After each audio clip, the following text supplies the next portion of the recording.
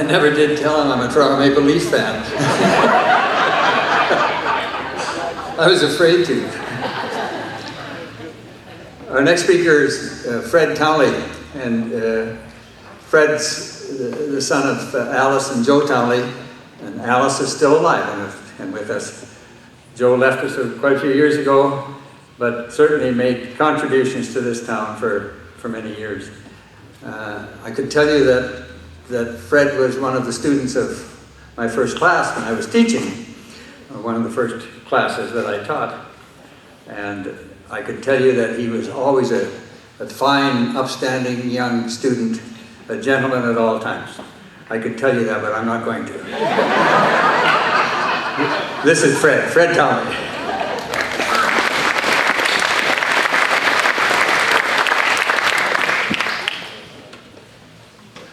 Thanks, Lionel, I think. Lionel always told me that he was going to teach me half of what he knew. I said, I still don't know anything. Anyway, I was asked to speak a little bit to you this afternoon on honoring my father as a businessman in Watrous, along with, I guess, some of the other business people who have come and gone over the years. And I know in talking with Karen Schrader-Mark, a number of weeks ago, I guess, about what she did want to say, it wasn't completely clear, but I believe that my words are going to kind of tie into what I've heard the others talk about. So I was asked by Karen, as I said, and the committee to talk about the contribution and honoring my father, Joe, who was a partner in business for many years. And at the same time, I want to honor and pay tribute to the many other business folks that have operated prior to, during, and following the era that I'm going to talk about. I've tried to recollect Main Street, I guess, as I grew up, and I'll apologize right now for the people and businesses I've missed, because I know that there will be some. As has been mentioned, I think, by some earlier, my father was a partner in Watrous Motors Limited with Jim Morrow, and their business started in the Clark Block, which was a building on the corner of Main Street and 3rd Avenue, where the parking lot for the old Shop Easy food stands today. And their arrangement was that Jim kind of ran the front end of the business, my father ran the back shop. And I guess growing up over the years, I remember a lot of hours that I spent in the garage. As Jeff Siegfried spoke about the changes in technology, that's a lot of my recollection, I guess, as well, as the exciting times during the times that I grew up, every year particularly, to see the changes in styles of automobiles that came out every year. It was really something that people looked forward to. I wonder what the Chevs are going to look like this year. I wonder what the Fords are going to look like. And if you can recall the 50s and 60s, there were 2 decades there of very, very fashionable vehicles. They weren't just Fords, as my father's garage was, but all makes. And the main product lines came out with some pretty sleek lines, flowing fins on the back ends, very powerful motors, some very neat options at times. And I know one vehicle that comes to mind that I can recall was the 58 Edsel. And I know there's a lot of marketing stories that have come out about why that particular vehicle didn't stay successful, but it was kind of ahead of its times. But I remember it having a push-button gear shift, which had never been seen before then. It had I call it a bar graph speedometer, not unlike a few other vehicles that came out similar to that.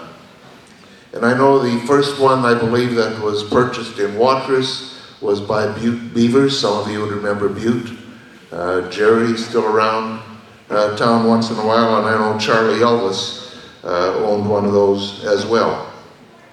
But while my father was busy in business, he also found time, as others have talked about, serving on the fire department, the town council, the school board, and taking part in a lot of other town activities. And I know over the years, Dad was known as one of the best mechanics in the area, and in those years he could most often just pick up on what the problem was in a vehicle by listening to it. They didn't have all the technology where they could plug this in or that in those days. A lot of it was by feel and touch and your experiences. I know that he always had a full shop of vehicles that he or other mechanics were working on. The garage that they built at Watrous Motors on the corner of, I don't have it written down here now, on Main Street and 2nd Avenue, was a state-of-the-art garage. It had a hydraulic hoist for doing oil changes. There was a pit that they used for wheel alignments, and not a lot of other garages had those kinds of features at that time. In 1966, that business was sold to Ben and Alex Schrader, who ran the tire shop from there for a few years before they sold it to Andy Deal, who also used it as a tire shop. And to me, it was a bit saddening a few years ago when the old garage was demolished, as that was a part of my childhood memories that went away in a matter of a couple of days. I guess I know that my father worked very, very hard, and at times not likely having a lot to show for his efforts. But we never went without as a family, and I like to think he raised a pretty good family as a result of his hard work and strong work ethics. It also helped to have a strong lady like our mother Alice, who's now 96, as Lionel's mentioned, running the house and our lives from home. I know that I'm sincerely honored to be able to pay tribute to the hard work and leadership shown by my father, Joe Townley, and the other businesses who have operated both before and after his time.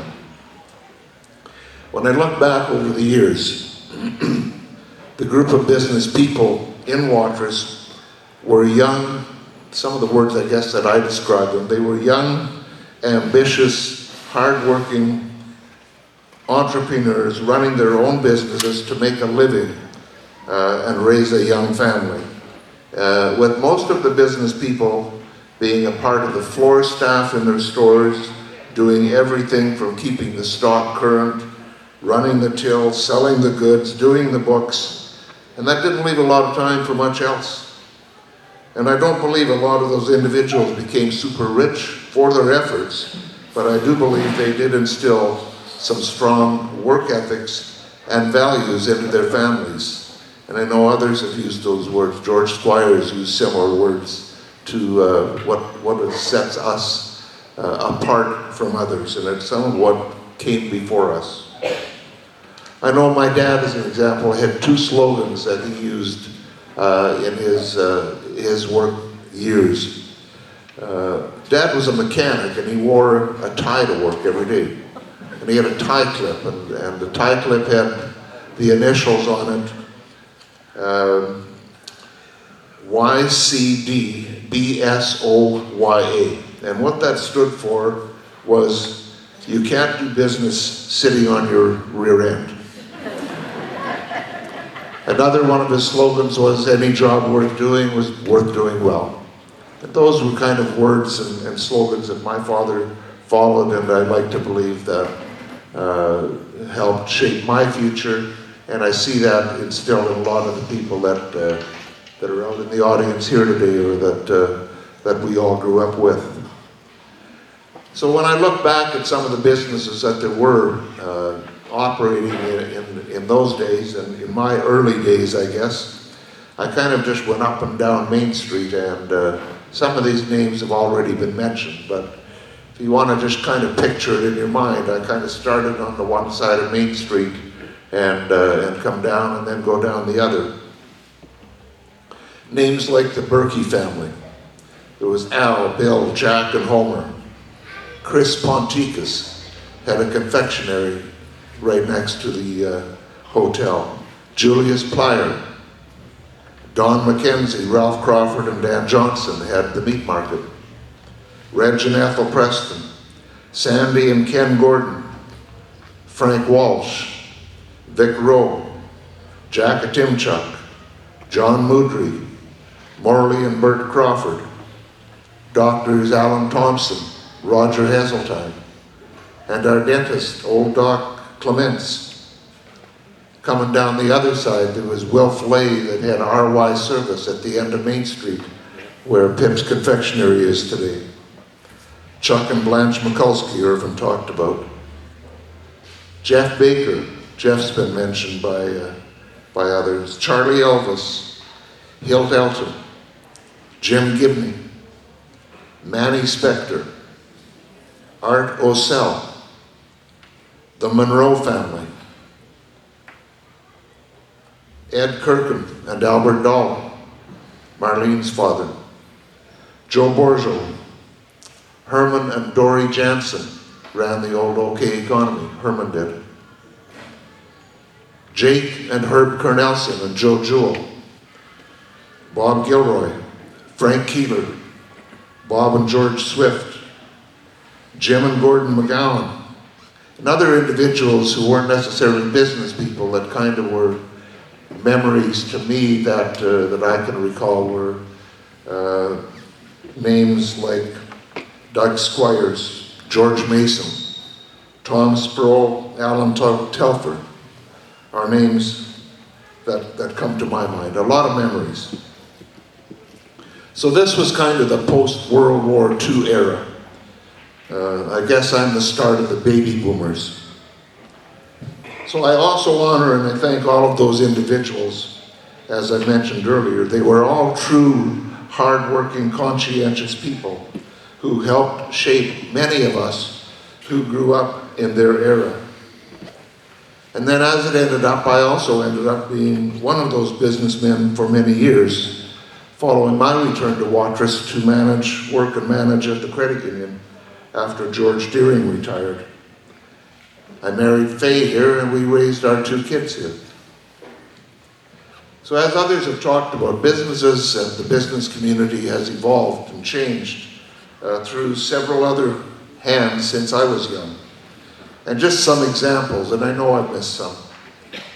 The Manitou Hotel went from the Berkeys through names like Lawrence Struby, Norbert Braun, Doug and Nan McLean, Gary and Jean Isherwood, through to today's owner, Lane Manson. Spector's Store used to be a menswear store that ended up being the drugstore run by Charlie Elvis. And Charlie had living quarters above and at the back. And it was then run by Gary and Carol Brandt. And then when Gary moved to the current location where the drugstore presently is, I know Carol had a store there called Paper Corner for a time as well. I remember in the 80s, I believe it was, there was a new building added to Main Street. And Mitro and Amelia Bodnarek started a store there called Playhouse Crafts. And they ran that until they sold it, I believe, to Lila Schellenberg, who ran a drapery store there called Aurora. That's where Sarkan is today. There was also Watrous Florists, run by Dolores Manson from the old Walker block. The Eltons business, Watrous Agencies, ended up being sold to Jim Crawford. And that followed a few years later by the addition of Gary Manson as a partner with Jim. And in between there, I know Diane Miller had a travel agency from that property. Kathy Schmidt had a business that she operated out of there as well. The Cameo Cafe, as I grew up, I guess, was owned and operated by a Chinese fellow or family by the name of Bing Der Lam. And I know Bing ended up moving to Saskatoon where he purchased the Golden Dragon restaurant. And that soon was a very well-known and respected restaurant, drawing repeat business from miles around. The Cameo Cafe has been owned and operated by a number of families over the years. The Maws, Glenn and Pearl Tang, June Lee, and now it's a popular restaurant and sports lounge known as the Pepper Tree, owned and operated by the Andy and Francine Karagianis, and I apologize if that's not the right spelling, family.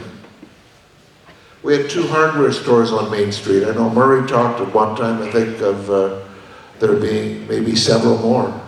While I grew up, there were 2.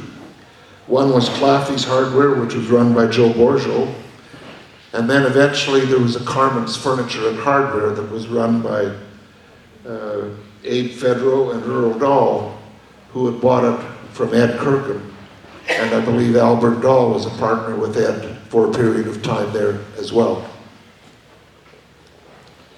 And that now then became Home Hardware, which is still in business today, operating on the very east side of town, which was sold to them by Abe and Earl. I know when Faye and I got married, and that's 50 years ago this year, we bought our teak furniture from Carmen's, and I recall buying a copper tone fridge and stove from Claffey's. Gibney's Menswear became Inkster's Menswear that Alice and her son Marshall still run today. The ladies' wear store that was started by Hazel Walland. It was then after a while run by and owned by Vera Stacy and Ethel Preston. Janice Siegfried was in there for a while, Jan's Fashion. And that eventually became the other half of Inkster's. John Moodry had a McLeod store on Main Street, right next to the pool room. And that eventually moved from that location to where the bargain shop is today. The old store on Main Street was sold to Bill and Adeline Lazaroff, who ran a fabric store there. And today it's a tea shop where you can enjoy a tea ceremony. Frank Walsh's grocery store. That evolved through to names like Glenn and Helen Moss, then Herb and Ann Baumel, followed by the Dales, and a number of the old business places that I recall simply are now empty lots or abandoned stores. Sort of sad to see. But it is also kind of nice to see some of the old businesses still continuing. And others I know I've talked about some of those. Model Meats, which was run in those days by Don McKenzie, Ralph Crawford, and Dan Johnson, is now still Model Meats, owned and operated by Lori D'Anico under that same name. And it's great for me to see Alex Monroe still cutting meat there. I know Alex, I say, is definitely a lifer in the meat cutting business in Watrous, going back to, I'm not sure if it's before the 50s, but the 50s for sure, when their family ran their own business. And I can't recall the name. I always called it Monroe's Meat Market. It could have been Quality Meats or something different. That was on the other side of Main Street. The Watrous Manitou would be another business that's still operating under the same name, but has gone through some different owners over the years, and many, many changes. Jim and Gordon McGowan sold the business to Frank and Florence Wilson. Then Robin and Nicole Lay through to the Bushmans, who own it now. So I guess Watrous is not unlike a number of other prairie towns and villages that has been affected by the changing habits of what I call the population bulge, the baby boomers that's going through not just rural Saskatchewan or communities like Watrous, but right through the Americas. So we're not unaffected by that bulge and the urbanization and the repopulation that was happening in Saskatchewan for some time. Similar changes are happening nationally and internationally when you consider the recent announcement from stores like Sears Canada today. Many, many changes are happening. Things like online shopping. will affect not just towns like Watrous, but the whole economy of countries like Canada and the United States. They're going to continue to increase in volumes, and today anything that you want to buy, you can buy it online and have it delivered to your home tomorrow. So for communities like Watrous, it simply tells me that the leaders and citizens just need to continue to keep an eye on the things that are occurring in rural Saskatchewan and keep our facilities and infrastructures as modern as possible, keeping Watrous an attractive town for young families to want to live in and for the continuing aging population to want to retire in. Dollars spent today to keep our community current will pay dividends in the long run. So let's all take pride in having a community with nicely paved streets, curbs and gutters and sidewalks, lots of green areas, and many sporting facilities for all. The more attractive our community looks, the easier it will be to continue to attract small businesses and professionals needed to keep our towns viable and desirable places to live. I guess it goes a bit without saying, and to pay tribute to people like Lionel for the education that a lot of us received in Watrous over the years. When I look back at some of my memories there, it wasn't just the schools where we received our education. If you think about some of the business people I've mentioned, that Murray's mentioned, that Jeff talked about, it gives me a big sense of pride for learning the business and life skills from some of those mentors that I mentioned. I know that it does give me a big sense of pride. For a number of years, there were 4 of us, local boys, I'll say, that were annually included in the list of CEOs or owners of the top 100 Saskatchewan companies. There was Joel Teal, myself, Gerald Merrifield, and Stuart Irvin. The 4 of us were proud orders of that Order of Merit, all about the same age, grew up together, and it's quite something to be 4 people that were included in that order. So I believe that was a very admirable feat for us. There's also another notable individual, a very distinctive name from our school class, who's had a remarkable career. And I don't know if anyone really knows how much of an impact this individual had, or his accomplishments had, in the pharmaceutical, the psychiatry, and the neuroscience medical fields. And that individual is Dr. Glenn Baker. And Glenn, I know, has earned much deserved recognition, not just locally or in this province, but globally. Just Google his name sometime. It'll blow you away. It'll blow you away. So Karen had asked, I know, for us to maybe add a few humorous stories. And it was difficult, I said, for me to think about some humorous stories from a lot of the business people that I mentioned, but there were some that came to mind. Julius Plyer, who was the owner of the jewelry store, was somewhat of a prankster. And there was another business person in those days by the name of M.K. Yan. He was a very meticulous Chinese, I call it portrait studio photographer. I remember using the old box style camera, but taking some excellent photographs out of his studio. And for those of you that were in the Civic Center last night, a lot of the old pictures of Watrous and the surrounding area were taken by him. Beautiful photos. But Yan was an individual who seemed to be the brunt of some pranks from time to time. And a couple of stories have come to mind of him and Julius Plyer. I know Julius was an avid bird hunter, as were a number of other men, and George has mentioned stories, and he still comes back bird hunting from time to time. But one story I recall was,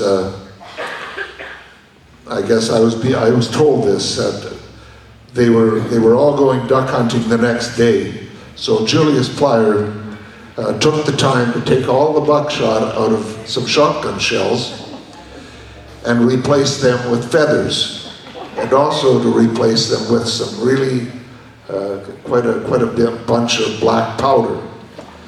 And those just happened to end up in Jan's hunting bag. Well, you can imagine, they're out duck hunting the next day, some ducks go over, and all that happened was there was a big bang, a lot of smoke, and a lot of feathers falling from the sky, to which Julius said, "Well, Jan, you really blasted that one." I know I was talking to Irvin about this the other day, and said I could just see that happening. Another time I know Jan was apparently going either whitetail or chicken hunting with George's dad, Doug Squires. And Julius told Jan, he said, "You know, you got to watch Doug. He's not the kind of guy that I would want to be hunting with. He'll fire at anything that moves."